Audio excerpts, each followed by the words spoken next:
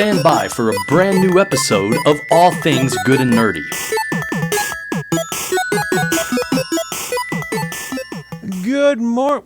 Good afternoon, everyone. See, muscle memory kicked in right here. Welcome to episode 491 of the All Things Good and Nerdy podcast. This is recorded live on Thursday afternoon, June 30th, 2022. If you were paying attention last episode, we did mention we were shifting our recording dates around for a little bit. So right now, our temporary new home, and we'll see how long it sticks, is going to be Thursday afternoons. Times may vary a little bit, so keep an eye out on the Twitter account, things like that, to know what's going on. So yeah, this is strange. We haven't recorded one of these in an afternoon ever. We've done a few evenings and a lot of mornings, but I don't think ever afternoon. So bear with me. I'm a little rusty. I'm Chris. I haven't done an afternoon podcast in ages, but I think we'll toss things over to my other hosts. Willie Nelson's with me. Do you do afternoon cast? Hey, that's me. How's everyone doing out there? How about you? You doing good? Glad to see you, Jeff. Don't be such a Jeff next time. What are you doing? It's Jeff, dude. And returning this week from his hiatus, Mr. Anthony Bachman. I am not a Jeff, but I am back, bitches. Back. The trio is back. We're all returned. We're here. We're all awake because we're not podcasting right after we wake up. I don't have a cup of coffee right next to me because I don't need one at 4:30 in the afternoon. I mean, I kind of want one. Maybe it's because I have problems. I just got off working overtime. I have 2 coffees. Well, I mean, I only worked for 4 hours a day and I had 3 cups of coffee, so I'm probably caffeinated enough would be the way to look at it. Probably. I'm not yet. We need more. I mean, there's something. You know how we need to start this podcast, though? How do we need to start it, Willie? With a spoiler for Bachman. A spoiler for Bachman. What do you got Bachman? for us then? Have you beaten Uncharted 1 yet? No. All right. Are you still making your way through it? I'm like 80% through. Okay. So, spoiler for the second one. The best character in the entire series, Jeff the cameraman. Jeff the Not cameraman. that Right. Jeff. Jeff, calm it down. The other Not Jeff. you. I was just thinking, though, sometimes I am Jeff. Because honestly, I finished the tome for DBD. So since I got through all 70 levels, I went ahead and bought the archive, even though I wasn't going to get it this time because it wasn't that great. But if you have 1,000 Oryx cells and you've gone through the 70 levels, if you buy it, you get 1,000 Oryx cells back. So it's kind of worth it at that point. And now I've played a couple matches as Jeff because he has his Hollywood video outfit that was in this archive, which I actually kind of like. Jeff Johansson rocking the I Work at Blockbuster outfit, but they did it in purple, so it's not Blockbuster colors. Yeah, I actually like that outfit. It's actually kind of cool. It looks like Jeff works at Hollywood Video or Blockbuster. And as a child of the 80s and 90s, I dig it. I miss video stores. I miss being able to look at the tapes on the shelves. I do, but at the same time, there's something to be said for the convenience of, I want to watch that movie, so I just pull open the Real Good app or whatever app you might use that tracks what service has what, and type it in and find out if you can subscribe to it, because you already have that service, or if you just want to pay the $2.99 to rent it from iTunes or Google Play or something like that. I kind of like that. Now, I like the environment of the video store. That was always fun. I enjoyed shooting the shit with people, talking about movies. That was fun. And nothing really quite compares. You could sort of do that in like mom and pop video game stores to an extent, but there's not a lot of them that are left in. Yeah, and see, I used to love, like, I never felt bad that Netflix killed Blockbuster, because Blockbuster killed all the mom and pop video stores. It's true. So I never felt bad that the corporations got destroyed. It's like, you guys came in and destroyed every mom and pop video store in the world first, so F you. And like, I literally used to go to a mom and pop video store. That Robot Jocks plastic poster I've had that since I was 10, from Movie Magic Video in Nampa, Idaho, that was a retired couple that bought a photo mat and then like restocked it and turned it into a little tiny video store, and they just rented VHS tapes. That's what they did in their retirement because they liked movies. And so I was one of the neighborhood kids that would show up all the time and rent movies, and after a while they knew like my mom didn't care about, you know, age requirements for horror films.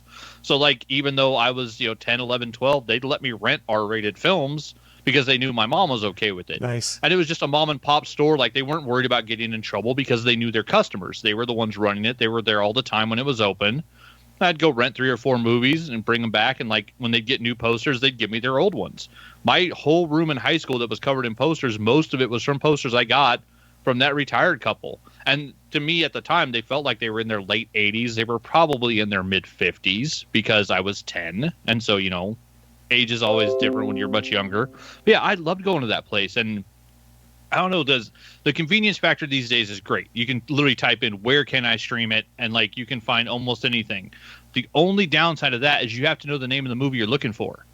And sometimes you just walk into that video store and you'd see something on the shelf like, what the fuck is that? And you look at the box art and you literally judge a book by its cover, because that's what draws you in to, let's be honest, the covers of comics, the covers of books, the covers of movies. And now it's that thumbnail. It's that thumbnail, you know, in your streaming service that can either get you or push people away depending on the design of it. And so, yeah, there are movies that I know I watched simply because the box looked cool. And so you'd flip it over and read the back. What's this about? What's this crazy ass drawing? What's this weird ass photo? Yeah, you don't really have that the way you used to back in the day. You can sort of replicate it with apps in some cases. Like I have an Android TV that I do my streaming on primarily, but I think the app also exists on Apple TV and maybe Roku and Fire TV Stick. I'm not sure because I haven't checked on my Roku and I don't have a Fire TV Stick anymore. But there's an app called Reel Good, where reel is spelled like a reel of film, REEL. Good. And what you can do is you can create an account on that site and basically say, hey, here's all the streaming services I have. And here's what's active. And then you can go on there and be like, I want to watch Batman. And it'll bring up the results for Batman and it will filter it to the streaming services you have. Or what is free also can be included in that. And if you say, hey, I want to watch that, for some apps, it's set up so that you can literally just click the play button and it'll automatically launch that app and start playing the movie. Not all apps will do it, but the ones they partnered with. Yes. Chris. Well, other than the clicking on the thing and it just starts it, I mean, you could just put in a title of a movie and put streaming. Yes.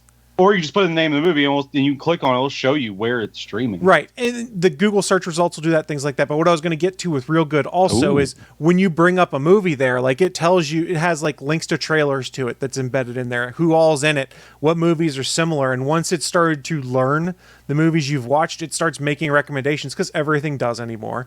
But I've actually found it to be a pretty good service for putting everything in one place. And it's also kind of cool as you can make your watch list, especially for TV shows, and be like, hey, I'm watching, say, Last Week Tonight on HBO. I'm watching Daredevil on Disney Plus. I'm watching Star Trek Strange New Worlds. And it will basically make a queue of all the things you haven't watched. So if you click it and launch it from there, it's then going to mark that watched, so that you've completed the most recent episode of Strange New Worlds. So in theory, if you lived in that app, you could have it curate your feed based off of all of the shows that you watch to tell you what is new and what isn't, which is kind of convenient for some things. I don't need a robot to tell me what to watch. I'll choose what I watch when I watch. Well, it's not picking for you. It's just giving you the options.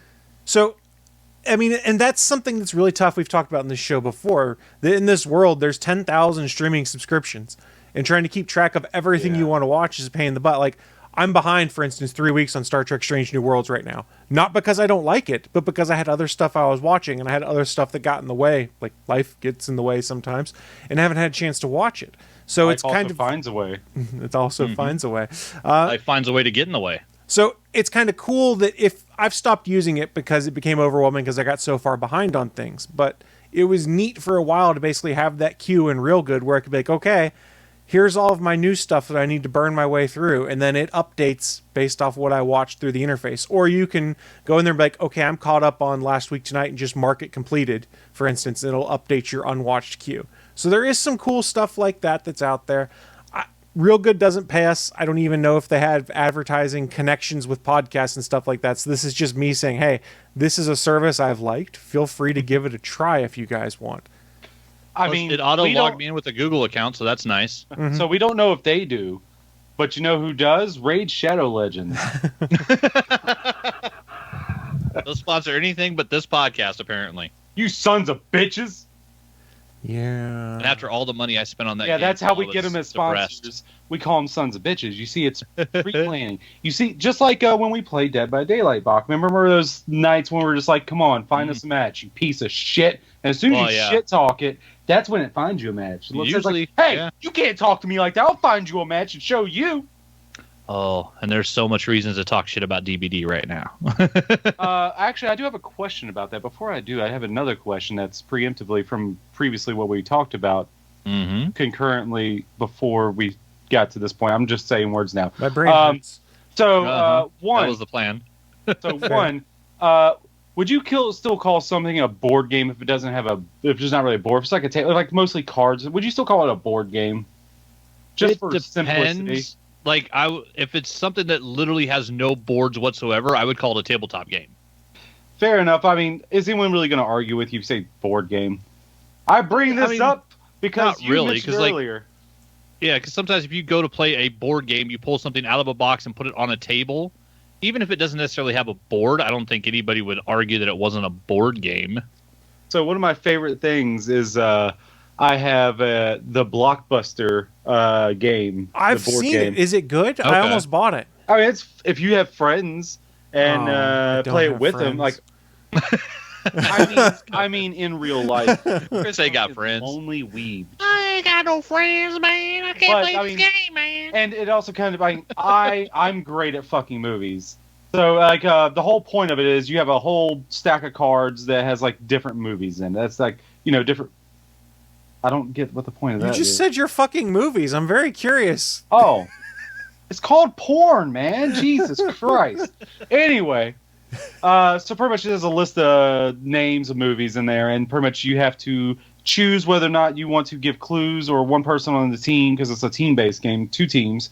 You either choose to say one line from the movie and hopefully they get it, act it out, I think, and which is charades, and then just a one-word thing. And I put in for charades. Let's see if you can get it. Let's see if you get it. I think my impersonation was great. It was like,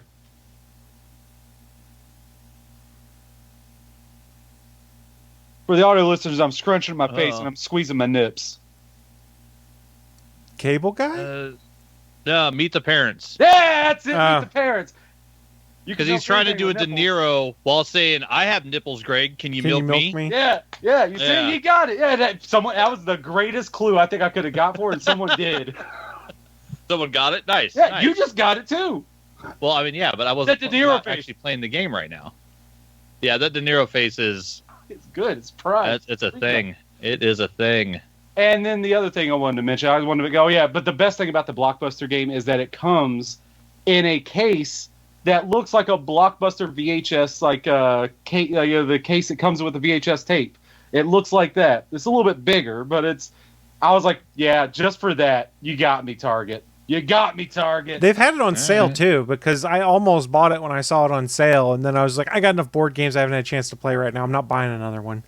I got it in the olden days, the pre-COVID days. The pre-COVID days. Yeah, I was looking at this The on olden times. on Target's wachsite, I want to say like a week ago. So this is pretty recent. And the other thing I wanted to ask, to go back to Dead by Daylight, Bachman, I've heard rumblings, some rumors. I want to believe it, but just how I know what Netflix you're going to talk works, about.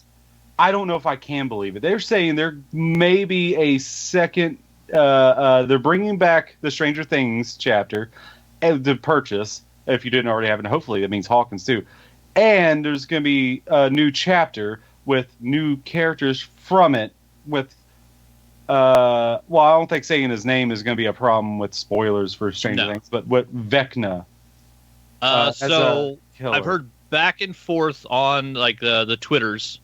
That's where I'm mostly seeing stuff on the DBD community, and it looks like there was a leak that was faked, but there may be actual talks because allegedly, remember we said that for those that don't know, you used to be able to play as Steve, Nancy, and the Demogorgon in the Hawkins lab. Still can. Oh, wait, Well, yeah. those were all part of one DLC package for Stranger Things in DVD.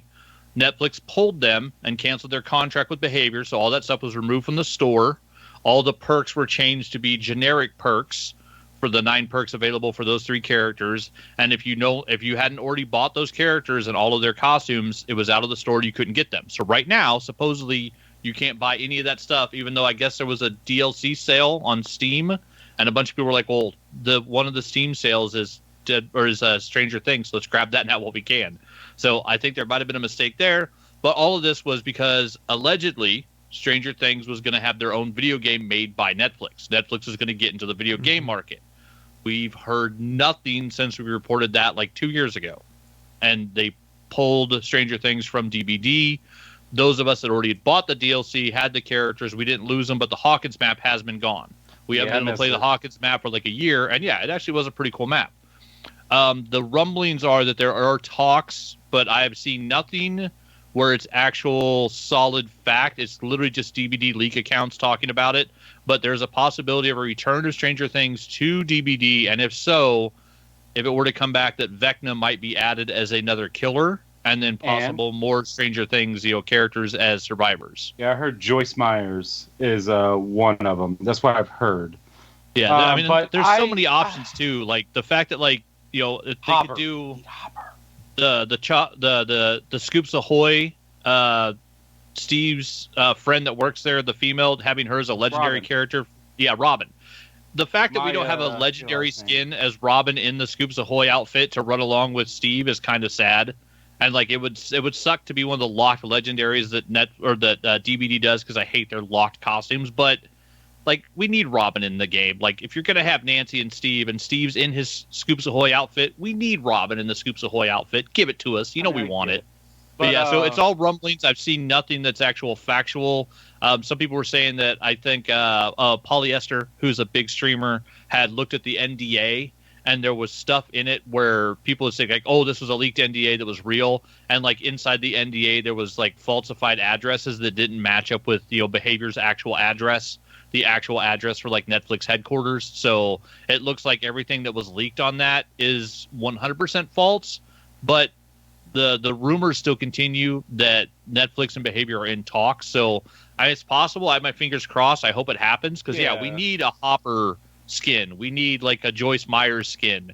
There's 19 characters from Stranger Things that I would play as in Dead by Daylight if they would let me. Like, they could do a skin for every damn character from that show, and it would be awesome. So it's really all rumor and conjecture at this point, but I hope they do come forward with it and do something, because we haven't seen anything about a Stranger Things game. I think Netflix did like maybe some mobile crap, but like, I'm about to get to that. Yeah, I don't know if they're doing anything where they're making the type of money they'd make on DVD skins, where you got us out here paying $10 for a legendary skin. Yeah, so I want to believe it. I really do, and I hope I'm wrong about saying it's not. But Netflix has been a dickhead. They pulled everything that had video game related on any console or anything. They pulled it. You can they had a Stranger Things for season 3 game that was on Switch. They pulled that shit too, along with the DVD thing. And it's weird too, Stranger Things is one of the few contracts that Fortnite doesn't have an IP for. Fortnite's got damn near everything in there. Mm-hmm. You got everything from My Little Pony to Marvel, but there's no Stranger Things in there. I think you can access that game, though, the Stranger Things game, if you open up the Netflix app on your phone, and the mobile version is on there. They already have some mobile games that you can access through their app. I think that's how it is. I never tried it, so take that with a grain of salt, but I think I saw something like, oh, that's where it is? Really? Netflix? That's how you're releasing your gaming division, is on mobile through the app? Well, you got to remember, in the Asian market, the mobile app, that's where DVD is getting a ton of money now. The Asian market in Korea and China, where people want to play as Trickster, and because there's in DVD, you got a lot of Asian forward characters between the Ringu thing, the Trickster DLC. Oh, you mean K-pop Joker? K-pop Joker. I mean, yeah. Between the Killers and Survivors, there's 4 Asian themed DLCs that have come out for Behavior through Dead by Daylight, and if all that's playable on the mobile app, apparently it's doing well because DVD mobile keeps making them money. Yeah. So how is that? I keep forgetting that's a thing, to be honest with you. Yeah, I tried it once and I was like, yeah, I'm good. A lot of the gaming that's done in China is done on mobile phones, so that's why they specifically did DVD mobile. The only thing good about China is that it rhymes with North Carolina. I was saying, you got a lot of players over there. They only play on mobile. They don't have a PlayStation. They don't have an Xbox. They don't have a PC. They're playing on mobile, and a lot of them are putting money into DBD mobile, and so that keeps being a thing. And as long as that is a revenue source, we're going to see a lot of Asian influenced DLC, which we've already had, which some of them have been really cool. Oh, some of them, I don't really like the Prickster, but I like Sudoku. The Ringu girl is creepy as hell. She sneaks up on you. None of that stuff though is Chinese though. It's all Japanese or Korean, right? I think the ring's Japanese. Oni and Spirit are both Japanese. And Yoichi is Japanese. Yeah, from the ring. Yeah, everything from the ring is Japanese, right? And I think Feng Min is Korean, but I forgot about Feng Min. Yeah, Feng Min, the original. Yeah, I don't know. She could be. I don't know. I don't know. Laser Bears, right? Isn't that the name of the Laser team Bears, she was I think on? it's supposed to be a South Korean team. And then, you've got, the Trickster and Yunjin. Isn't Yunjin his music producer? I think they're supposed to be Korean as well. But yeah. That's why. I mean, he's definitely K-pop. If I've ever seen a K-pop, he's K-pop Joker. So they've got Asian-based characters where they're they may not be actually Chinese, but I think it's as close as they've got as DBD has gotten so far. So, those characters seem to be popular in China on the mobile app, so they're making money with it. They're going to stick with it. Fair enough. Actually, and here's also a lot of tangent because DBD is But here's a tangent for if you're watching the show live and you want to. I have a dark joke, so let's foreshadow that. Stay for after the show, and I'll tell that dark joke. Ooh. I'll say, Chris, get ready with that mute button. After the show's over. After the show is over. Post-show. That's fair. It is not for the show. That's fair. It's not a live show joke. It's too dark because it's too dark outside. Look how dark it is. Look how dark it is outside. Darkness. My man Stan, the barber of Sakar, doesn't want to hear it, so I'll have to cover his ears. Are you pointing at a pop? That is a Sideshow collectible of Stan Lee. That is the Sakar barber. That's sweet. Oh, I can make it out now. Okay. And then I've now got my. Only so big, man. I've got my row of Watchmen statues up now. Finally, so I've got Ozymandias. We got Dr. Manhattan, the comedian, and the owl. But they're all in front of a bunch of comic books, so it's a little hard to see them. I know you weren't supposed to like him, but comedian's probably my favorite.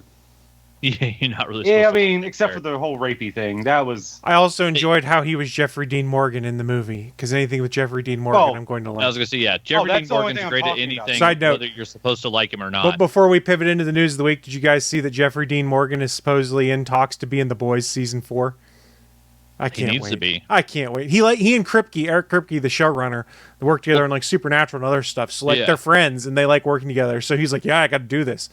Well, I'd kind of hoped originally that he was going to be Stormfront because I thought they were going to go more along the lines of the comic book. And then I love what they did female instead, version of Stormfront. Yeah, no, the female Stormfront was great.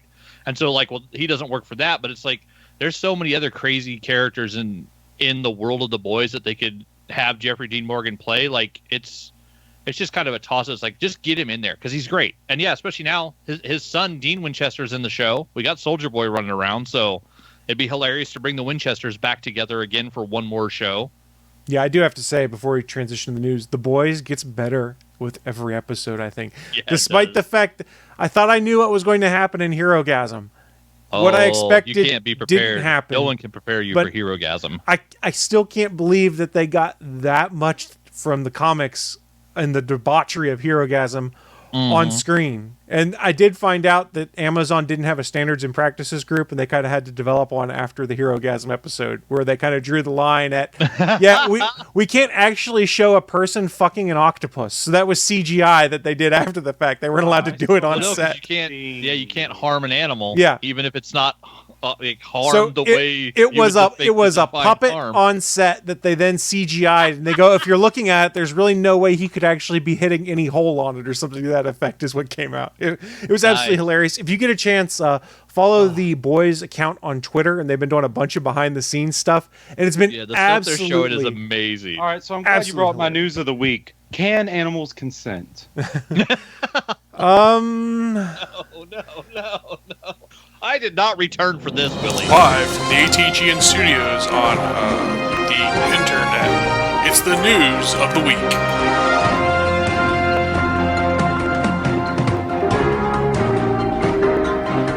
It's that part of the show where I hit the button and pretend Willie didn't talk as we transition to the news of the week. It's where we run down what's in our minds some most interesting, geeky or nerdy news to have popped up here in the past week, 10 days or so, and share it with you guys who are watching live or listening at a later date. I'm going to kick off with my news first, and we're going to talk about the Halos. We know how much Willie loves this franchise. Is it more of the show? Did it fuck up Master Chief? I don't know. I haven't finished the show. I need to finish. This is about Halo Infinite, the game. So for those that aren't aware, Halo Infinite's been out since what? November, December of 2020. Wait, they came out with a new one? Yes, Halo Infinite's been out for a while. Infinite. And they made the Battle Pass. They made the multiplayer free also, which was kind of cool on both PC and Xbox. Okay, I'll agree with that. That's pretty cool. So, and the campaign, if you have Game Pass, of course, is free, but you can also purchase the campaign that's been on sale in various places. But a lot of people were annoyed, and rightly so, because one of the fundamental tentpoles of a Halo game has been cooperative play and being able to replay missions. None of which exists in the current incarnation of Halo Infinite.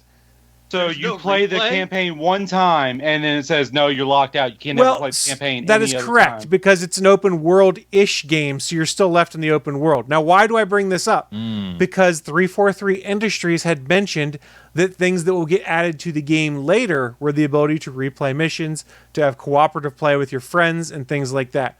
I would argue those are things that should have been in the game to begin with, but we've talked about on this show before, and I think others have too, that a lot of development, especially for games that came out in the past year or so, was problematic due to COVID-19 and split workforces and things like that. So obviously they were behind, and even though this game was delayed a year, could not include all of the content that was expected. Now, brief aside, I will say I really enjoyed the Halo Infinite campaign. I thought it was a lot of fun. And maybe I judge it less harshly because I have Game Pass, so I didn't shell out any extra money for it. I can't tell you whether paying $60 for it may have changed my opinion. I still think I would have said I had fun with it, and I've gone through and played through the campaign a couple times now, and it's fun. I enjoy the open world they've developed. I enjoy being like, I don't want to go do missions right now. I want to go free human forward operating bases and stuff like that. It's a bunch of fun. But why I bring this up is it was announced today, so this is timely news, that Halo Infinite players will be able to try out campaign co-op when 343 Industries test period begins on July 11th. They're doing a beta of cooperative gameplay. It'll be a 10-day event running July 11th to July 22nd. So the question is, how do you get in? Well, it's open to anyone that owns the Halo Infinite campaign or who has a Game Pass subscription, meaning if you have Halo Infinite, you can play. The catch is, I think you have to sign up to be an Xbox Insider, which takes 5 minutes online, which puts you in their beta channel to get beta stuff. No, I refuse. They have said that the launch of the campaign co-op is expected later this year. Both cooperative campaign and the level editor called Forge Mode, that's been around for a while, have been delayed a few times. We still don't have an official release date on Forge Mode. Now, according to this news story, I'm getting this from Polygon.com. You can find it in our show notes if you want it yourself. They say you won't be able to try this out on your current Halo Infinite save. To access the beta, players must download a new campaign test build and start fresh. No progress carries over from your original save, and progress will not transfer back to your original game either. The full campaign will be accessible via online co-op with up to 4 players. During this period, players will also be able to replay Halo Infinite campaign missions with a new feature called Mission Replay. Now, when I first read this, I was like, oh, you bastards, I have to start over from scratch. But then I realized, oh, wait, if you're going to test this new feature, you don't want to screw up my current campaign file. So it sort of makes sense that you would be downloading a beta version of the campaign, logging in, starting your progress at stage 1, so they don't have to worry at this stage of it about importing your game and carrying all that stuff over for cooperative gameplay. I would not be shocked if when this launches fully, they do allow you to start cooperative gameplay rather from your current save file. But I think for testing purposes, they've probably made their lives a bit easier by saying, yeah, you all are starting from scratch. And I don't know if it's necessarily a bad thing if you've got a bunch of people that beat the campaign and have kind of stepped away for a while. I'm like, hey, I'll come back when co-op comes into play to start from scratch. Because I don't know about those guys. I'll be rusty because I haven't picked up the campaign in probably 2 months at this point in time. It does, yeah. It does sound like kind of how the way DBD does their PTB, which is the public test build, where anybody with a PC has access to it, but nothing you do on the public test build because it's beta gets saved. So they make a basically a shadow copy of your account the day before the test build goes live. You download the beta, it moves your information over, but then any spending of blood points, any changes you make when the beta's done, it just erases all that, and your game file goes back to normal, where nothing continues over because they're testing out a beta. So it does kind of make sense. They don't want to mess with it while they're still not sure if it's going to work the way they want it to. So one thing to keep in mind is previous versions, if you joined in a co-op game, your progress didn't really advance with the game, with the primary person's progress, rather. Excuse me.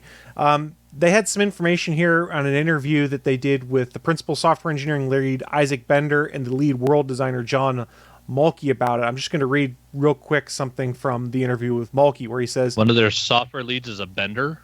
Evidently. He goes, "This is one of the areas I'm really excited about. The goal going in was to allow everyone to play their campaigns together. That meant that all progress made in the game, regardless of it being through solo or co-op play, would be retained. I could be playing solo campaign, jump into a co-op session for a few hours, then launch back into solo play. All the mission progress, acquired collectibles, equipment found, achievements earned, and upgrades made in either session would remain intact. Gone are the days of playing someone else's game while earning no progress." So that's potentially part of what they're testing here. And you, again, add more complexities to yourself. It's like, okay, we're going to open the beta with everyone's different states of the game they're in, and shit's going to go real weird. Or if you've got someone that went through and unlocked everything, killed everybody, and did all of it, and then they're joining in with their buddy who has played for 1 hour. Yes. And you're trying to even all of that out.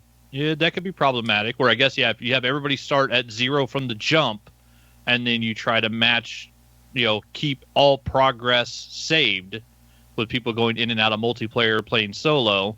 Yeah, I mean, I can see that's a lot of hurdles they got to get through to make that work the way they're saying they want it to work. Like that's not easy programming-wise. The picture they paint of what's going on here is it means any unlocks you find in co-op are retained in single player. So if you're having a hard time collecting a skull in the game, you can get a friend, you can go start a game with a friend, and if they collect it while you're in that session, you'll get it too. Or you can work together to get it. Because for those that aren't aware, skulls are like the hidden Easter eggs or things in the game, the collectibles in game that you can get that allow you to modify the game to do different things. Like one of my favorite ones that carried over through the first 4 Halo games was the birthday party one, where if you headshot at a grunt, you heard a child scream, "Yay!" And it was just confetti that blew out of the top of their head.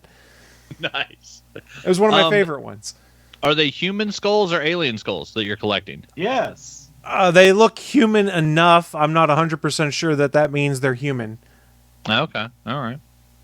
So that'll be interesting. I'm also really intrigued that you'll be able to replay any mission through the tactical map as well. So it could be like, oh, I really want to go back and replay Mission X. I loved that.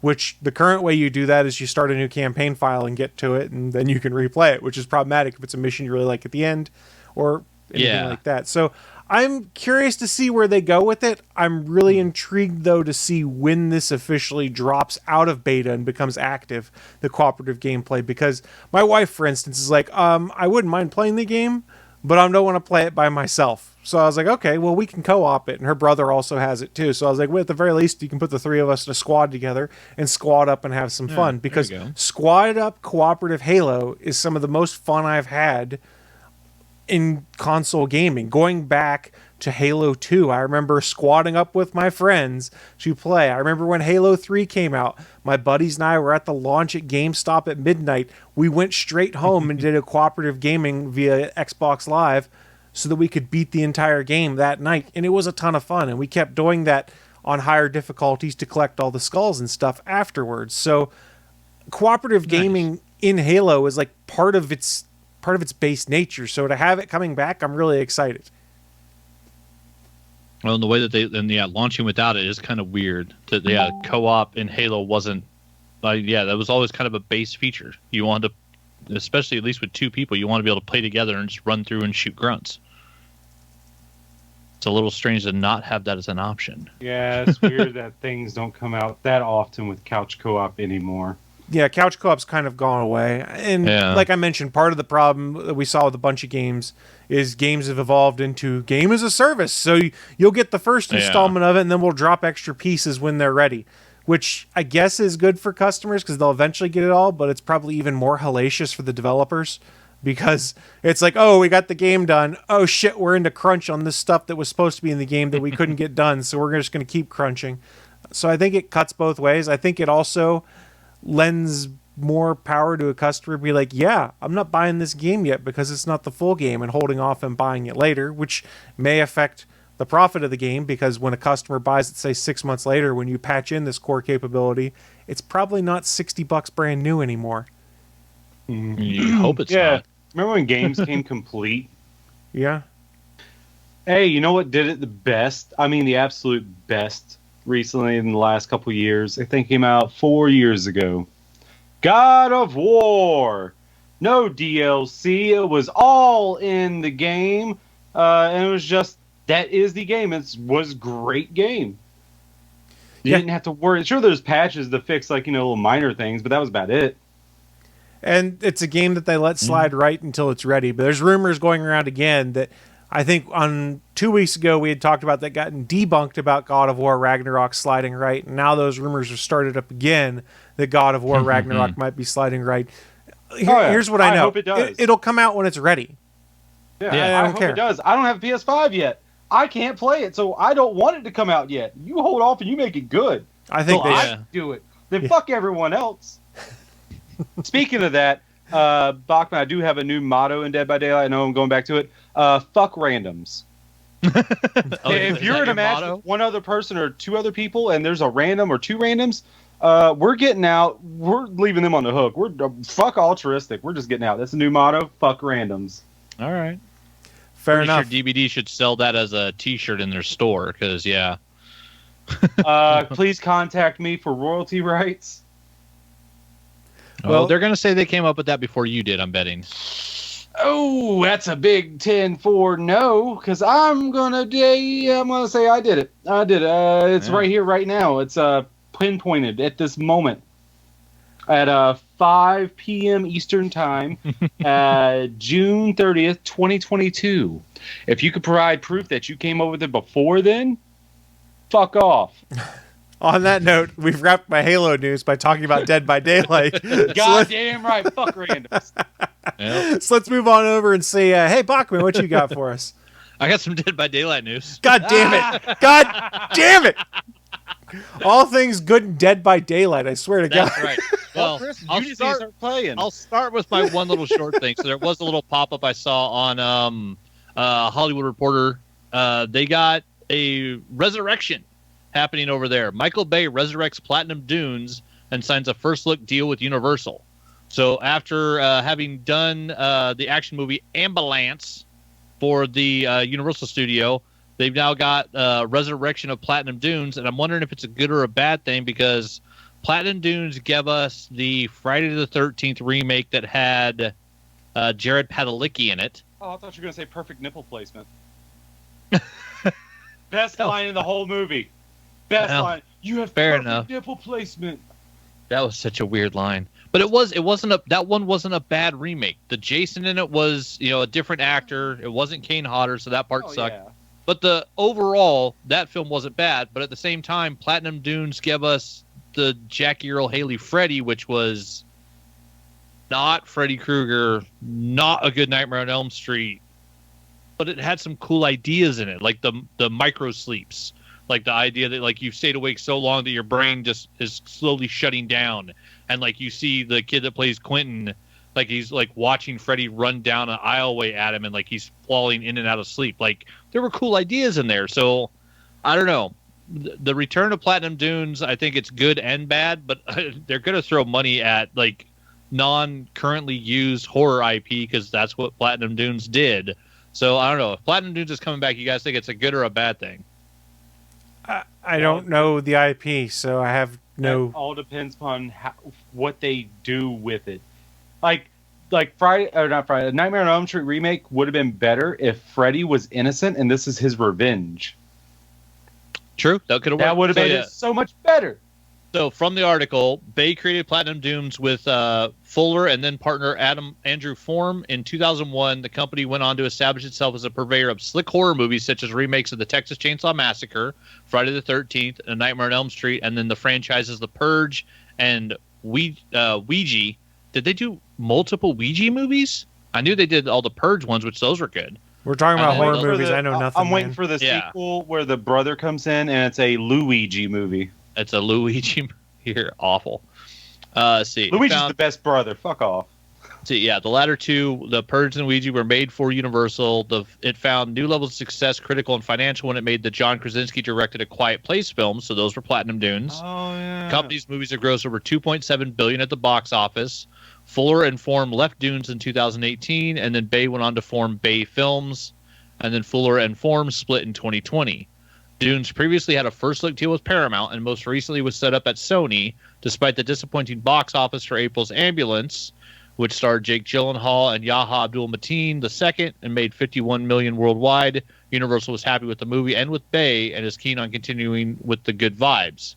So now they're getting back to a partnership with Donna Langley, Peter, Jeff Shell, and the entire team on Ambulance. Was a good experience. I can't wait to work with them on excited projects in the Platinum Dunes pipeline, said Bay. So Bay's got stuff that he's already planning on working on. So, hell, if it gives us more Purge movies, I'm down for it just for that. Is the last one any good? Yeah, the last one, What was like, it called? what was it, Purge Nation or whatever? Or was it no. Texas? No, it was Purge. Yeah. Oh God, I can't. It wasn't Purge Nation, but it was something similar to that. Something like that. But yeah, it was good. We rented that one. Me and It's on Jen are HBO huge- Max. I know that. Yeah, it's just on HBO Max, and yeah, we are huge fans of the Purge franchise. Like, they've done so many good things with those movies. Like, That third one and- though. and for like, well, yeah, but for low budget horror films that are based on, a national day where murder's okay, and like everybody can murder whoever they want. Like, they've done some really cool concepts inside those films that are really well done. And there's been some good acting and some schlocky, just crazy, murder scenes. But like, I mean, for a franchise, for what they've paid for and what they've made on them, like, it's really a good, ROI. Where unlike, I'm sorry, but like, well, what were the one? Paranormal Activity? Nothing happens in those movies. They did 5 of those movies and nothing happens, and it's a steady Was it cam. 5 of them? I think they did 5 now, There's and they're 4? awful. But they kept making them because it cost them like $12 to make them, and they'd make $200 million domestic because people would go see them. Like, nothing happens in that whole movie. At least in the the Purge first movie, one. shit Yeah. happens. Like, those people getting killed all over the place. At least they're interesting. But yeah, so we're probably going to get more Purge. Probably going to get more just anything that... If there's an IP out there of a horror film that's not locked down right now, Michael Bay and Platinum Dunes are looking to pay $12 for it to see if they can redo it, slap a shiny coat on it, and try to make some money. Yeah, Whether I can't it's wait good for or the next bad, Halloween. well, I mean, they won't be a part of that, but Oh, I know. I'm saying Halloween... What's the last one? Halloween Ends? Halloween. Oh, the next one coming out. Yeah, because it's Halloween, Halloween Kills, and Halloween Ends, right? I don't know. I still say that the sequel is still a stupid name. Just Halloween. It's still dumb. Yeah, well, Come on, Danny McBride. as someone who just watched, what should have been called Stab 8 and really is Scream 6, but was just called Scream or Scream 5, like, kiss my ass. The fact that they just called it Scream, I hate that. I fucking hate it. Yeah, it's But dumb. they're the ones that came up with the new rules for the requels, which works so perfectly in that movie when it's explained by the Randy, like, family character. Villain. No, because it's Randy's niece and nephew. So But it's still a fill-in for Randy, is what I'm getting. well, yeah, it's the fill-in character for Randy Meeks, who gave us the original rules in the Scream film. So yeah, Good old James his, Kennedy. yeah, his niece and nephew in the new Scream movie are just fantastic, and the way they explain the rules of horror franchise sequels that aren't reboots or remakes, but they're requels because they have legacy character. It's freaking ridiculous, and I loved it. And yeah, the new Scream is awesome. Yeah, that's all I had for Platinum Dunes, and then we had a little bit of news for DBD because we got new stuff up on the PTB. We just ended the 6th anniversary, which, Willie, did you finish off the 2 weeks and get all the pieces for your dredge and your Hattie? I didn't complete the bottom part, but the top part where the community, I did all the community. That's all I really care All the about. community challenges? Yeah. And it was cool, again, because this is one of the ones I do like when they do the events this way. They did it back in Halloween. They did it this time for the anniversary. This was the 6th anniversary of Dead by Daylight in-game. And so they did it to where there's a current tome archive happening, which is their version of a battle pass. They added in a new mini tome for 2 weeks that had community challenges where playing killer or survivor, people could contribute their points towards, getting gold emblems for doing certain things, kicking generators, finishing generators, healing people, all sorts of stuff. And then because of you doing that, you'd get, fragments towards the current rift that's happening. You get blood points to your account, and you could unlock cosmetics, which was cool because, I got a brand new Hattie and the Dredge are the 2 newest DLC characters that just came out like 3 weeks ago. They're not that old. They came out right before the anniversary event, and so they put a new costume for the Dredge and a new costume for Hattie inside this event. So if you were already working on the archive tome, you wanted to get the fragments anyways, and this actually helped me get to level 70 on the tome and complete it. And along the way, I got extra cosmetics on top of the ones I was already earning in the Battle Pass, which is kind of a nice way. When they do the extra event, I like how they set that up to where you get experience points towards basically 2 Battle Passes at the same time. Where a lot of other games, it's like, if you're working on this, you can't be working on that. And so the way the behavior has done this, they've done really well.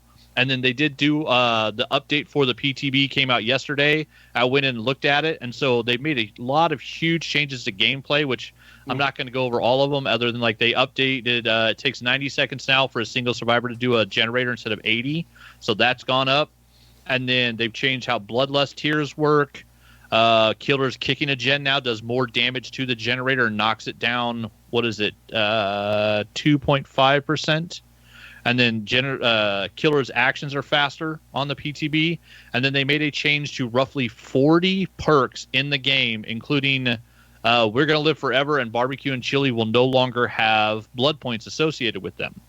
One of the big reasons that people use the David King perk, We're Going to Live Forever, and try to get 4 tokens in match for unhooks and safety hits was if you did that, you doubled your score. And so if you earned 50,000 blood points during your match, and you were also running We're Going to Live Forever and got 4 tokens, you walked out of that match with 100,000 blood points. And then on the killer side, same thing, Barbecue and Chili. If you got it at tier 3, you get a token each time you hook somebody for the first time in the match, which meant if you hook all 4 survivors, you get 4 tokens. You just doubled your score. As a killer, it's fairly easy to earn 100,000 blood points in a match, which meant with Barbecue and Chili, bam, you got 200,000 blood points coming out that match. And this is a game where there are now 8 pages of perks for survivors, 7 pages of perks for killers. And to get every killer and every survivor, every perk in the game, it's a number of math I can't even do of how many billions of blood points you would need. So it's a grind. It's a huge grind. 100 billion. No, I have no idea. I wouldn't doubt it. It's something close to that. But so what they've done is they've removed that because they're doing a new progressive system where if you go into the game and you've never played anybody and you have nothing unlocked on anybody and you take your Dwight character up to level 50 and then you prestige him, it used to be that you got a little bloody cosmetic and then you lost everything. You lost all your items, you lost all of your offerings, you lost all the perks you'd already learned, and you restarted over at level 1 and you had nothing except your new bloody cosmetic. With the new system, which is the big deal change that they're putting in this week that's on the PTB, and I checked it out, it looks kind of cool. Some people don't like the profiles, whatever, it's all cosmetic shit they can fix. But the important thing is now when you hit level 50 and you prestige, those 3 perks that Dwight has, you no longer unlock them in tiers 30, 35, and 40 to where they're teachable and available in everybody's blood web. Now, if you prestige him to level 1, every survivor you own has all 3 of Dwight's perks at level 1. Without having to buy them, without having to go get them in the shrine or in their blood web, they just have them. So then, if you prestige your Dwight 3 times, all of his perks are available on every survivor you own at level 3. So you don't have to buy any of Dwight's perks on any survivor ever for the rest of the game. If your Dwight is Prestige 3 and your Meg and all the other characters that you like and all the characters you like with the perks that you like using, if you have them at Prestige 3, you could go buy a new killer like Hattie that just came out. And with the new system, the moment you buy that character, every character that you already have at Prestige 3, the moment you buy that survivor, they will have all of those perks at tier 3 available in their loadout from the moment you buy them. And you don't have to spend any blood points to level that character up just to make them playable, which we used to have to do. According to the math from what we're seeing, they're saying that this is going to take about 75% of the grind out of Dead by Daylight with the new prestige system. Along the way, you're still going to be able to prestige characters, but also there's now a prestige cap instead of being prestige 3. The new cap is level 100, or is prestige level 100. So you can prestige a character 100 times now. And along the way, there's going to be different achievements that you get. For the first 3, you get your perks unlocked, tier 1, tier 2, tier 3. And then at prestige 4, 5, and 6, you get those same old bloody cosmetics. And then they haven't really told us what you get going from level 7 through 100. But you now have the option of prestiging a character up to 100 times to show that that's the character that you really like playing. And then those are now going to be where we used to have levels or blood ranks that told you how good the characters in the matches were that you played against and with. Those are now going to be the numbers that pop up. So you could be in a match with a Dwight, like our friend Willie here, and it'll probably say something like, prestige level 17 on his Dwight, because that's probably going to be the one character that Willie ever spends blood points on until he gets him to 100. But yeah, so it's definitely it's a huge change. It's one that a lot of people are super excited about. I've gone through and actually prestiged a character through level 50 now and seen that you don't lose anything, which that's the best part of it, is you don't lose offerings, you don't lose items, because there are event-specific items. There are cakes from each anniversary event. This new event, you had Frightful Flawn. And so I have a Nancy on my PlayStation that has 188 Frightful Flawn. And if I were to prestige her right now, I just lose those. They go away. And you Those get are rookie numbers. I thought my 188 was pretty good. I think I got like 200 something on my Dwight. Well, I also was doing my clown as well. So I've got the combo of the two of them has a fair amount. But yeah, there was someone online on DVD's Twitter account that there was it's a Meg account, and they've got something like 1,300 Flawn on their Meg and 1,300 on their Blight. So there was someone out there that earned 2,600 Flawn during this event. The Flawn is the equivalent of a bloody party streamer, which is the best bonus blood points you can get in a match. But now also we shouldn't need them as much. But they're fun to collect. And now, when the new thing comes out, hopefully next week, if you prestige your characters and level them up, you get cosmetic items for them, and you no longer lose anything. So everybody that I know is really excited for those changes.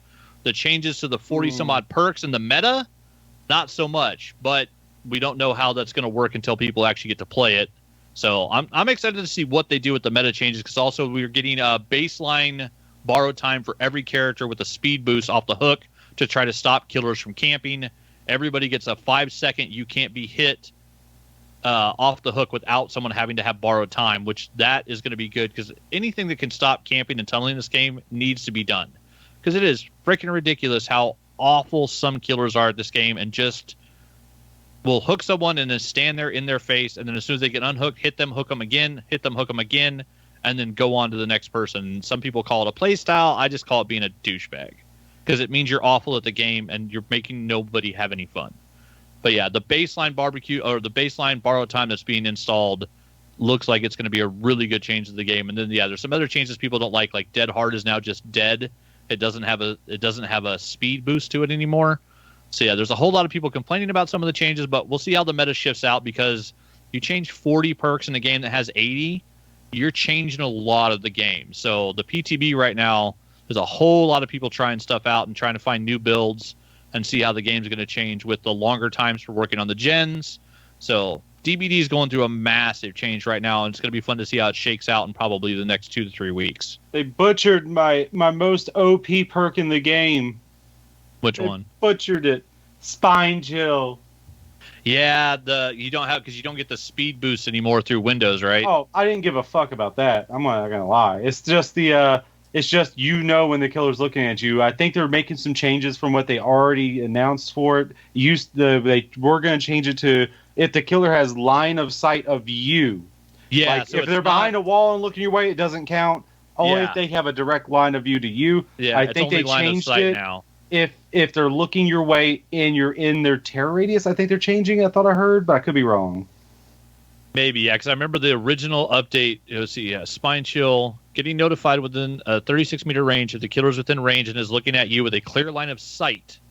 Your speed while repairing, sabotaging, healing, unhooking, cleansing, blending, opening exit gates, and unlocking is increased by 2%, 4%, and 6%. Oh, I thought they took that away. No, that's still in there. That's what's on the PTB right now. And then the effects of Spine Chill linger for 0.5 seconds after the killer looks away or is out of range. So it actually has a linger effect now, which it didn't used to have. But yeah, that one includes the clear line of sight. So that's what's currently in there is they have to be looking at you. Where Spine Chill used to be, if they were looking in your direction, it could be through 3 walls. But if they were looking at you, where you are in the game, you got Spine Chill. Yeah, so that is a huge change. But yeah, they changed 40 perks in a game that has 80 survivor perks. So the entire meta is going to be shifted in DBD, and 2 weeks from now, the whole game is going to look different. And I'll be honest with, when I play Killer and every person I'm going against is running D-Strike and Dead Hard and Iron Will, it's just boring because everybody's running the same perks. And they're running those because most of the killers they run into are camping them and then tunneling them. I've so never I know used why any they're of those perks. Yeah, never but I used them really. I know why people are running those perks, but honestly, like I've seen when I play Killer, the majority of survivors I face are running 2 out of 3 of those perks. They don't need to nerf Decisive Strike. They don't need to, because there's a place. Because to counter it, all you have to do is not tunnel. That's it. Yeah, but also you got to remember the killers can't see how many hooks they've hooked on who they've hooked, because that information isn't provided to killers, which it should be. And then if you have 4 Claudettes all wearing the same outfit as a killer, you have no way of telling the difference of them until you change their health state on the left. That's fair. I guess I don't play scummy like that, so... Yeah, but just I know I've actually accidentally tunneled somebody because it was 2 or 3 characters wearing the same outfit. Well, and that's people on do them. that to people do that to play as teams. I understand that, but then when I get hit with D-Strike, I'm like, well, that wasn't the Claudette I was trying to pick up anyways. I'm trying to go after the one that did the unhook, not the one that was injured, and then you end up downing someone you don't mean to. So yeah, it's a problem in the game, and the changes to D-Strike aren't too bad yet. Like the fact that I think it doesn't work if the exit gates are powered anymore. So you can't D-Strike somebody and then run out the exit gate anymore, which I do kind of like that, because people would body block, get you to hit them, and then you go to pick them up, and then there's nothing you can do to counter it, and they run out the gate, and you're just screwed as a killer. So that's kind of annoying. I see what they're trying to go with that, but it's just, with 40 perk changes, like it's going to be insane to see what the actual meta shifts out in 2 weeks. So lots of DBD changes that Chris don't care about. I tried playing And the he's game, back. never got into it. That's my news of the week. Cool. Mr. Nelson, what you got for us? Oh, I can just do some real quick news for you. Marvel's The Avengers, the game, distributed by Square Enix, made by Crystal Dynamics, had a new character come out, Jane Foster. I think what do they call it? Thor. I think I've also heard the name. I kind The of like that Mighty one. Thor and Lady Thor, she's been called online as well. But she has since come out, and I have played it for a bit. And yeah, it's a new character. It's an Echo character. It's just another Thor. This game, I don't understand what they're doing, why they're choosing the characters they are, and why does this game not have? Oh, go ahead. Did you get Spider-Man yet? I can't remember. I already played through. Yeah, I couldn't remember if it was out or not. Honestly, it came out the December or January. The biggest mistake I made is I bought this game for like $17.99 on the GameFly used sale. I played it for like 6 hours, realized it was a grind fest, I didn't care for it, and then 3 months later they put it on Game Pass, and I went, shit, I could have saved $20. Well, I mean, the single player is still fun. Play through that. Stop there. Don't play any of the multiplayer bullshit they got. Maybe I actually cleared it off my hard drive because it was 120 gigs of space that I wanted back. So maybe I'll have to reinstall it at some point. So when I was doing the Mighty Thor, that's right? Yeah, the Mighty Thor. When I was using her, I was playing with a buddy, and we were just using the quick play, which gives you 10% extra XP and resources. I was like, okay, we'll do that. Mm-hmm. Some of those missions were, hey, you start in this room, you go to the next room, you open that door, go to the next room, kill those, hey, you're done within like 4 minutes. Like, why is this a mission? Why is this a mission? Why do I want to do this? But no one wants to play the mission for 4 minutes, and for no reason, we're just fighting robots. And what's the load-in time for this 4-minute mission? Oh, I mean, that depends upon if you have next gen or I guess current gen or last gen. Just for comparison's sake, you're on a PS4. What's the I don't loading? remember. Is it a long time? Is it annoying? About a minute. Okay. I mean, it's not noticeably bad. Mostly because I'm also chatting with the dude, my buddy who I was playing with. Yeah, we were chatting. So if you're playing sync by yourself and just with randoms or just with your AI going into the mission, then you're just like, come on. Yeah. But some of those missions, I don't. And then also we got to another mission that had multiple parts to it, and I'm like, what is this? But also, why can't this game have the release schedule that Dead by Daylight has? Dead by Daylight has a new characters every 3 months. Is that about right? You know why it doesn't? Because they banked on the fact it was an Avengers game. Yeah. And all the Which MCU has hype access to all to the make characters. to make what is it? The best value brand Avengers or whatever, because they're Walmart brand looking Avengers. Yeah, exactly. Steve Rogers and Tony, they look like Walmart versions of themselves. Right. So honestly, I don't know. I think that had they gotten the interest they thought the game would have, then we might see a very different state of things. At this point in time, they're just throwing money away after bad money, basically. I got the analogy wrong there. But at this point in time, do we really see this game turning around and becoming one of the popular games that's out there? Like, they got a surge when it went on Game Pass. They got a surge when they had that big price drop. But has that surge lasted? Like, if you go on Twitch it's never going right to now, No Man's Sky. This game never will. Now I'm curious. I'm going to go on Twitch and see what the count is. Okay, while you're doing that, I will say they did say they are going to release She-Hulk, or that might have been leaked. I don't know if they actually announced it. She-Hulk, Captain Marvel, and Winter Soldier. I mean, Winter Soldier is kind of. I mean, it's going to be like he's probably going to be playing like Black Widow. Yeah. She-Hulk. I hope that's a whole. I don't see how that could be an Echo Fighter of Hulk because slenderer, faster. You would think. Either. So, for comparison's sake here, because this is the metric we've used before. Now, granted, we're recording at 5:30 on a Thursday, but it means people are starting to get off work, things like that. There's 168 people viewing the Avengers being played on Twitch right viewing now. It. How many people are playing it? Viewing. There's 168 viewers. I don't have a great way to show could be 10 counts. people playing it. Yeah, those are. I mean, those aren't quite Anthem numbers, but those are close. The biggest stream playing the Avengers has 47 viewers. The second biggest stream has... Wait. The second biggest stream has 9. And I'm not saying this to shit on the streamers. I'm saying this because that shows the interest in the game. Especially when we just had a character drop that people are probably interested in seeing how that's used and things like that. And your most populous live channel right now has 47 viewers. The game's DOA, guys. Nobody cares. That's why I'm shocked they keep putting more stuff after it. Like, they've done everything they thought they could to try and resurrect interest. They made it cheap. They put it on Game Pass. They've been putting out all sorts of cool DLC and things like that and hyping the DLC.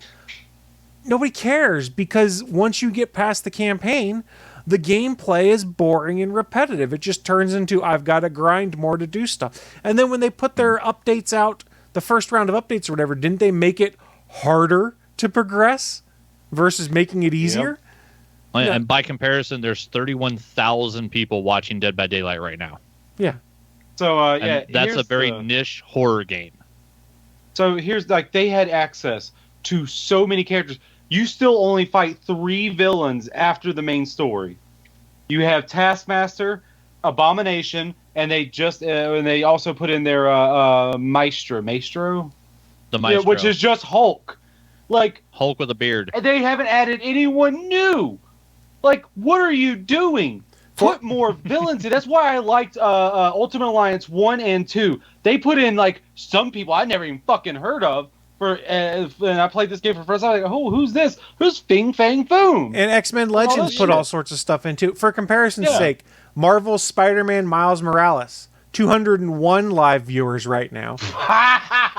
And the top channel is 15. The top is 18, and the second highest is 15. So there's actually some spread there. And this is a game that I don't imagine is as fun to view as a Twitch viewer because it's a single-player story that once it's done, it's done.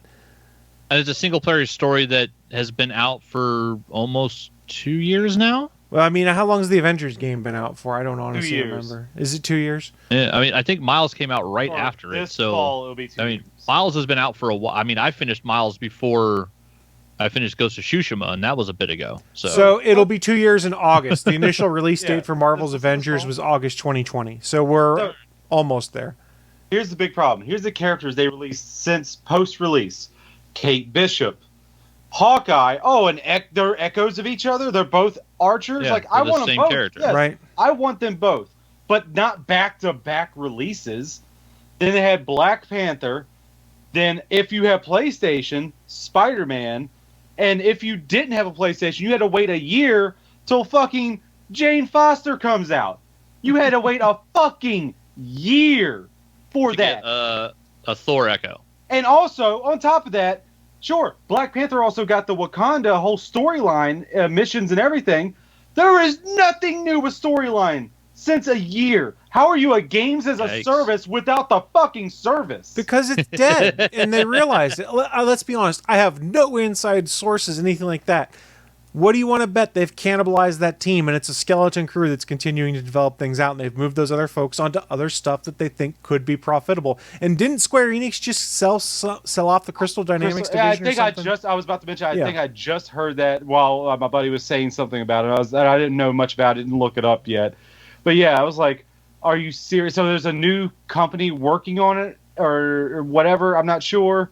And hopefully they can do something. They need to start like, why is Vision not in this game? Why is Wanda not in this fucking game? Why is Doctor Strange? Get some magic users, someone who uses fucking energy beams or something. So Get these fucking people in here's here. something they should have looked at when they're developing this game. What's the timeline of movies in the MCU? If they want to be the great value brand Avengers, they should be Yeah. trying to Oh, put out yes. similar story content to the movies that's coming out. Be like, oh, Kind of with Jane. people are going to want to see Doctor Strange because Doctor Strange has a movie coming out. People are going to want to Yes. see Wanda because she's got a series on Disney Plus coming out. That's Doctor how you Strange showed up in Fortnite when the new movie was coming Right. out. That's how There you is should have. no excuse for not having these people in here. Look at once again, Dead by Daylight. Was it 3 or 4 months? I can't remember which, but it's one of those two. Every 3 or 4 months, at least 2 to 3 new characters. Every Basically, quarterly single they do a time. DLC. And I'll- look, and Dead by Daylight behavior. Their fucking studio has a fraction of the people probably that Crystal Dynamics had. A fraction. What the fuck are you working on? What are you doing? Oh, I know. This and the worst fucking part, the fucking costumes. Yes, some are good. Some are based The on cost comics. to unlock some of them is insane. Not only that, Oh, some of them are just yeah. recolors. Why are there any fucking recolors at all? Why can't I just go in and change the colors to what I want anyway? Money. I Yeah. know, but fuck your fucking recolors. You have so many costumes are in the comics. Just go pull from the comics. Why is that so fucking hard? How do you make a comic book game and don't even look at the fucking comics? Yeah, 80 years worth of, costume prep for them, already done, already drawn, and they just ignore it. Yeah. It makes no fucking sense. They do have some. They do have a handful of them that are in there, but not what they should have. At some point in time, I'll finish the single player campaign. Single player fun. Yeah. I highly recommend. I'm just not in I would any rush recommend. because I got bored with that because, I don't know. It wasn't scratching that itch for me. I wanted a game yes, definitely like right. old school Marvel Ultimate Alliance, X-Men Legends kind of thing. And that's not what this was. This is, you pick one player, you play as that player through it. You're not swapping between them. And Yeah. it Play felt the like single a player. button masher. Play the single player not for the gameplay, but for the story. That's what I'm saying. Yeah. Or I could just watch it on YouTube at this point in time because Yeah, actually, yeah. captured Fuck the this crew. game. Fuck this game. Go do what he said. Go do what he said. He's right. He's fucking 100% right. Let me pat you on the head there, buddy. Thanks, Willie. There you go. Pat, pat, pat, pat, pat, pat. God damn. How do you fuck up this hard? Look, And you know what the worst thing about it is? Square Enix put out another Marvel game. That's better. Spoilers for what I'm into. I've been playing the fuck out of Guardians of the Galaxy. So much goddamn better. and here's the kicker. Costumes out the ass. We'll never get a sequel to it because it didn't make enough money. Oh my Yeah. god, I don't want to know how it ends. Oh, I haven't and played I haven't I'm like, finished it either. But if you're an Xbox gamer, that is also on Game Pass right now. Yeah, Nice. it's also on the PlayStation mid-tier Is it level too. awesome? And Yeah, I mean, I have the disc. That's the only way I'm playing is because it's on there. that's right. I forgot about that. That's a good thing if it gets more people into it. But I'm not sure how they convert someone getting it through one of those subscription services to paying for content in game. I Because think Yeah. they see the amount of people that download and played. I'm sure they have was the analytics of Yeah, how many metrics. people. oh, are I know they playing have it. that on both And sides. so they can figure that out. Like, is there if we do make a sequel, would people be interested? How many people played it? Even if because they get paid for them to put it on that service, Right. Like Game Pass does. The company gets the money for it. Right. It's just a gamble. Like, would it be more or less if we would have got it if we just didn't go on the service? It's like give or take. You're not Fuck wrong. this game. Yeah, I Fuck don't this disagree with you, Willie. I feel the worst I feel about is for the combat design. The combat's fun. But it's Combat is repetitive actually as fun. shit. I would give you that. I mean, they could have been better, but it's not bad. That is not one of the bad things of this game. Yeah. It does look. Except for one thing about Jane Foster, her heavy attacks. It seems like I'm not 100%. It just looks like it's just a copy of Captain America's fucking their heavy attack combo.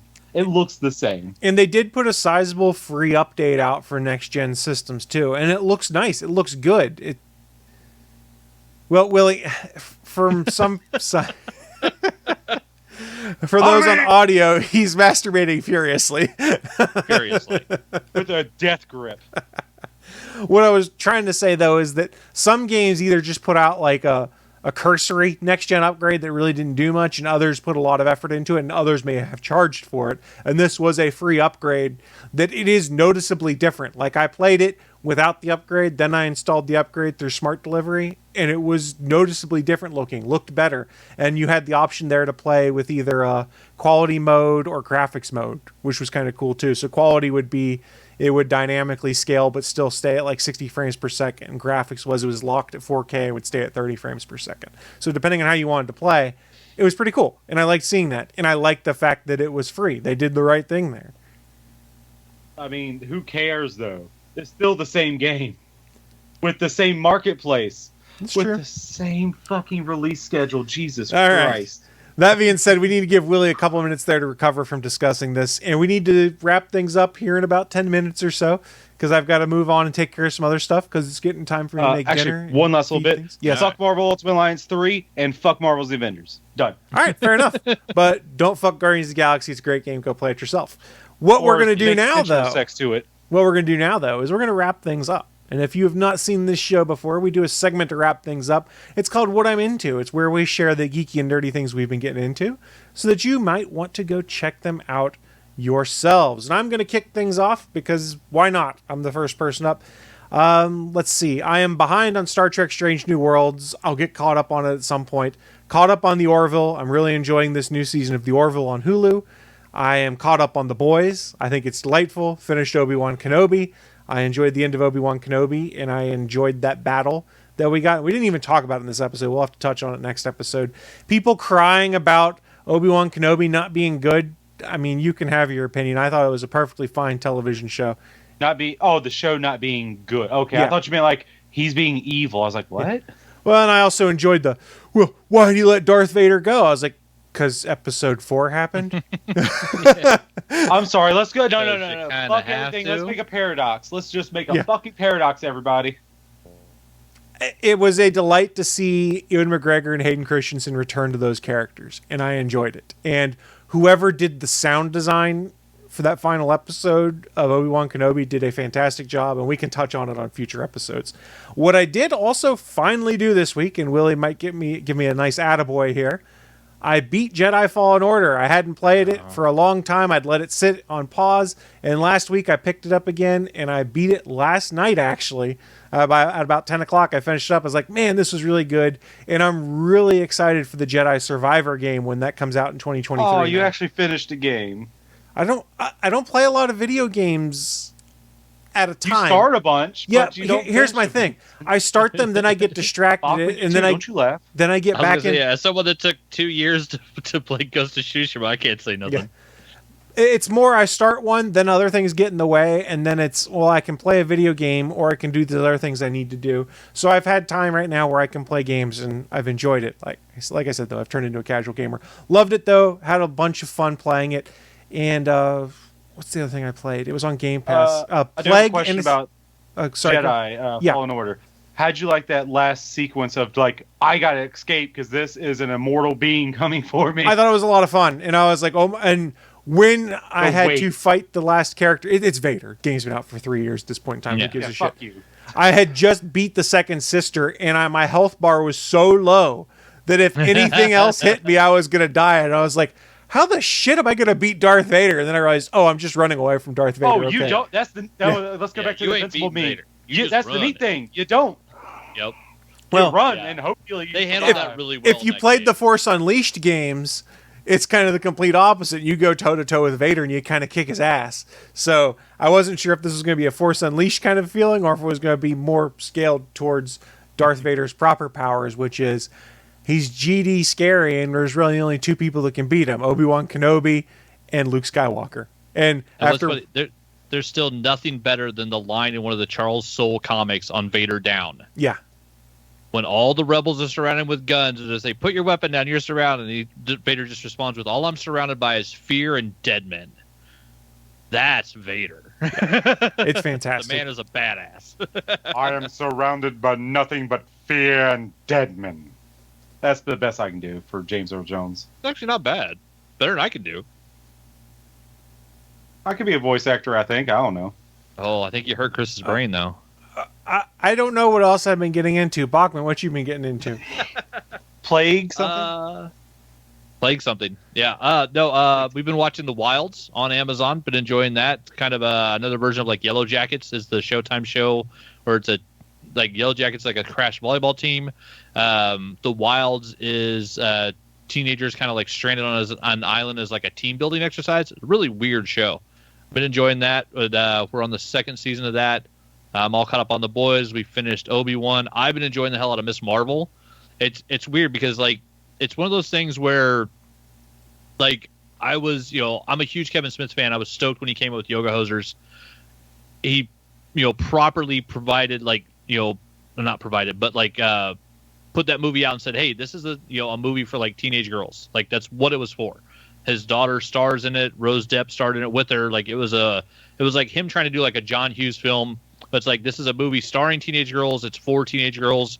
I watched it once. I was like, hey, that movie's great. Not for me. I'll probably never rewatch it, but like, I don't hate it. It just wasn't for me. Like, but it was still a good movie. Miss Marvel's kind of the same thing where they're aiming at like a teenage audience. It's a teenage girl superhero. And I really like it. Like, it's a super fun show. It's one of the most like colorful, fun, enjoyable things that Marvel's done where, I mean, with, Falcon and Winter Soldier, they were dealing with a lot of really tough issues, and even in Miss Marvel, they're dealing with what do they call it, the Reformation or something that happened in Pakistan. I can't remember what it's called, the partition. But yeah, like they're dealing with some serious stuff in there with like her family's history. And yeah, it's a super fun, super cheery, super enjoyable show with a great soundtrack, super colorful, and it's just a blast. I'm enjoying the hell out of that show. Where Obi-Wan's been great, but like a whole lot of it's really dark and it's really gritty. But it was still, enjoyable, just on a very different spectrum. Yeah, I'm digging the hell out of Miss Marvel. I'm loving that that's still going. Yeah, Wilds. And then last night, took a friend out. Me and Jenna took my friend Valin out for her birthday to go see Top Gun Maverick. Solid film. I don't know why people are losing their minds and acting like they want to go see it 5 times in the theaters. Yeah, like, it's weird good. About that movie. Yeah, I don't get it. It's good, but it's there's no politics in it because the vague bad guys are, enriching uranium in a country that's never mentioned. And so you don't know who the bad guys are that they're shooting at and bombing. If you're a fan of Top Gun, it's the exact sequel that you wanted. So you can see, like, I made, the comparison to, like, Bill and Ted Face the Music. For 20, 30 years, people have been bringing Top Cruise, sequels to Top Gun, trying to get him to do one. And this was finally the one that worked. And like when you watch the movie, you can read that script and you can tell, okay, I see why he greenlit this, wanted to go with it. It's solid. Like it's a very solid, all the story points, all the choices made along the way make sense for the character of Pete Mitchell going forward. But I mean, congratulations to Tom Cruise for making it into the $1 billion club for the first time ever in his in his movie history, which seems insane that he had never done that before. But yeah, it's a solid like 7 out of 10. Like, it's not perfect. I've never seen Top Gun. Wow. What? Oh, you're gonna give him shit about Fifth Element? You've never seen Top Gun? I don't give a fuck about war movies. Holy shit! It's not a war movie. Well, It is a Navy fighter pilot poster I turned mean, it into is a kind 2-hour of film. propaganda and recruiting. I've never seen The Godfather either because I don't give a fuck about mafia movies. Oh, there are huge holes missing in your knowledge that are just sad. I mean, I care more about stories than anything. They give the shit genre of about- the story is Give war Chris movie or shit 'cause he war don't know movie or about something. Super Green. A military movie. How about that? There, it's a military movie. I don't give Yeah. a fuck about military movies. How's And it's that? one of the coolest movies ever made. Top Gun's awesome. Well, you want me to go jerk off to the fucking volleyball scene? Well, if that's what that's your kink, go for it. We ain't gonna kink shame. I mean, Get Val Kilmer you back do out you. there on the beach now. No Yeah. offense, Val Kilmer. I still have respect for you, but Other than that, yeah, playing some DBD, and then just getting used to my new job and rearranging my office again for like the 4th time. I'm so sick of moving this desk. do it again. No, hopefully I never have to do it again. Though it is weird I'll having a fucking do monitor it up again. there now, having my big monitor here in front of me and another one up there. I'm gonna need to get a stand for my webcam because it's at that weird kind of like curved angle because my monitor's curved now. But yeah, other than that, just mainly playing DBD and just trying to get used to my new job, my new schedule. Because it's weird, man. It's weird having like this is my Sunday now, That and is it's strange. Thursday. I don't even know what freaking day it is. Like I'm confused. But that's what I've been getting into. Willie, finish things up for us. What you been getting into? All right, I'll be quick. What I've been getting to is Guardians of the Galaxy. I'm on chapter 10, just started. I actually had to stop it because podcast. I was enjoying my time with it, but no, we got to do the I'm just fucking with you. Oh, I'm sorry, But Willie. yeah, I'm getting through. I think there's only 12 chapters, so I'm getting through it, and it's fucking enjoyable. Highly recommended. Do Square Enix, do more of that, less bullshit. Like I could have made. I have ideas for a much better Avengers game. Like keep the whole like behind the shoulder multiplayer. You can keep that. Just have it. The missions be fun. Not just like, oh, go through this room, go to the next room, you beat everybody, hey, you're done in 4 minutes. Not Don't rehash do the that rehash the rehash. And have us not fight just fucking robots. Like, yeah, you have some AIM agents in there, but in some shit, be like, there's a plethora of bad guys that you could do, and playable characters you could put in. Just do that. You made yourself a game as a service, do that. But anyway, what I haven't been doing is watching Miss Marvel and The Boys. Well, I watched the first 3 episodes of The Boys, but I'm waiting because I'm going to binge. I'm going to wait till they're all fucking out and binge them because fuck you. Fuck this weekly Oh, bullshit. you're missing out. I don't give a. I won't miss out. I won't. I'll be there on the last episode, and I'll be able to call it up already and just be able to end it. Mhm. So they started the binging model, and they for some reason they just said, nah, we don't want to do that no more. We don't want to do that no more. Fuck out of here.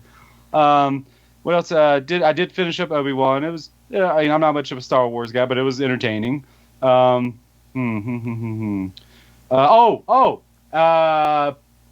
think by this last time I did play through the quarry, but I'm also watching some friends play it. I have at least 2 other people that I'm watching their choices and stuff. The quarry is so much fun. I can't remember when the multiplayer part comes out. It's sometime in the next week or 2, I want to say. Definitely before, like they said, it was within a month. And also the 80s costume packs coming out where they put all the characters in 80s costumes, because it's a love story to the 80s slasher films, just like Until Dawn was. Nice. I haven't done the beta myself yet, or the demo. I watched Jana play through it though. Like it's really well built. Don't do the demo. Just wait till you get the game, man. You know you're gonna get it. Don't kid yourself. It may not be like 4 years till I get that game. Of my list of 9 games I'm going to go through, I'm still on the first one. So yeah. Jeff the cameraman is looking down at you like, what the fuck are you doing with your life, bud? Well, Jeff can kiss my ass. Hey, you don't say that about Jeff. Jeff's You a can't stop goddamn me. saint. You can't stop me. Fucking saint. You know what? Let's just end it there. And hey, remember, stay to the after show thing and hear that dark joke. Uh-oh. Too spicy for live. Oh, dear. Oh, dear. Well, on that note, we are going to shut things down. Friendly reminder, we are going to continue streaming live. Stay tuned to our Twitter accounts and whatnot for the next scheduled episode, you'll be able to find it over at www.geeks.live. And if you're watching over at geeks.live, you can scroll down to the bottom of the page right now, and you'll see a calendar of all of the upcoming live shows available on the Gonna Geek Network. That being said, though, we are ready to shut this thing down. You guys have any final thoughts for the people? Man, it's getting a little too dark outside, man. It's a little too late, man. Negan said, "Shut this shit down." Shut that shit down. On that note, then, we're shutting things down, and we will see you all next week for the next installment of our horseshit shenanigans. Bye, guys. Can you milk me? Thanks for listening to this brand new episode of the All Things Good and Nerdy podcast. Don't forget, we'll be back next Sunday live at 11 a.m. Eastern, 10 a.m. Central over at live.atgnpodcast.com, channel 3 of the Alpha Geek radio app, and over at our network home at gonnageek.com/live. If you have any feedback for the show, please contact us atgnpodcast@gonnageek.com, on our hotline number at 304-806-ATGN, or even better, go to Twitter and send us a message at ATGN Podcast. The music you've heard in this show is produced by Kevin MacLeod and can be found at incompetech.com.